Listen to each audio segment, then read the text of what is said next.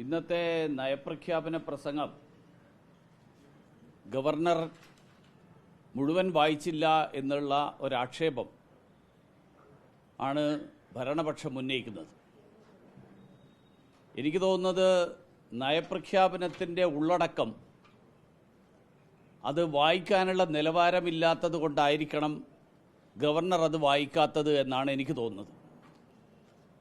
കാരണം കഴിഞ്ഞ കുറേ കാലങ്ങളായിട്ട് നടത്തിക്കൊണ്ടിരിക്കുന്ന കള്ളപ്രചരണങ്ങൾ, ആ കള്ളപ്രചരണങ്ങൾ നയപ്രഖ്യാപനത്തിൻ്റെ മറപിടിച്ചുകൊണ്ട് നിയമസഭാവേദിയിൽ രേഖപ്പെടുത്താൻ വേണ്ടിയിട്ടുള്ള ഒരു നീക്കം, ആ നീക്കം ഏതായാലും ഗവർണർ തിരിച്ചറിഞ്ഞുകൊണ്ട് അദ്ദേഹം ഉചിതമായിട്ടുള്ള രീതിയിൽ അതിനോട് പ്രതികരിച്ചു എന്നാണ് എനിക്ക് തോന്നുന്നത്.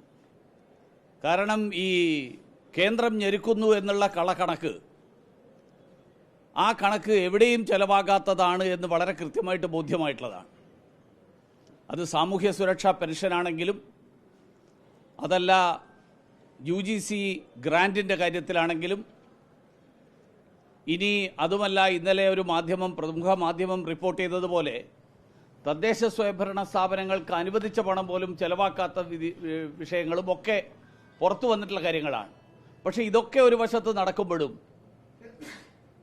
നവകേരള സദസ്സിൻ്റെ പേരിൽ, കേരളീയത്തിൻ്റെ പേരിൽ, ലോക കേരള സഭയുടെ പേരിൽ നടക്കുന്ന ധൂർത്ത്, ആ ധൂർത്തിനൊരു കുറവുമില്ല. ആ ധൂർത്ത് അവസാനിപ്പിക്കുന്നതിന് പകരം കേന്ദ്ര സർക്കാരിനെതിരായിട്ട് കള്ളപ്രചരണം അഴിച്ചുവിടാനുള്ള വേദിയാക്കി നിയമസഭയെ അധപ്പതിപ്പിക്കുന്ന സമീപനം, ആ സമീപനം വാസ്തവത്തിൽ ഗവർണറെ ഉപയോഗിച്ചുകൊണ്ട് രാജ്ഭവനെ അപമാനിക്കാനുള്ള ശ്രമം, ആ ശ്രമമാണ് സംസ്ഥാന സർക്കാർ നടത്തിയത്. രാജ്ഭവൻ, ഗവർണർ പദവി ഭരണഘടനാ പദവിയാണ്.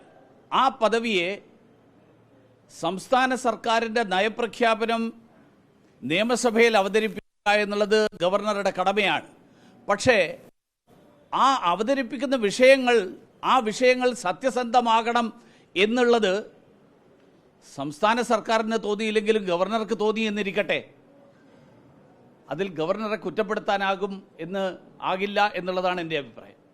അതുകൊണ്ട് വളരെ ഉചിതമായിട്ടുള്ള ഒരു നിലപാട് ഗവർണർ എടുത്തു.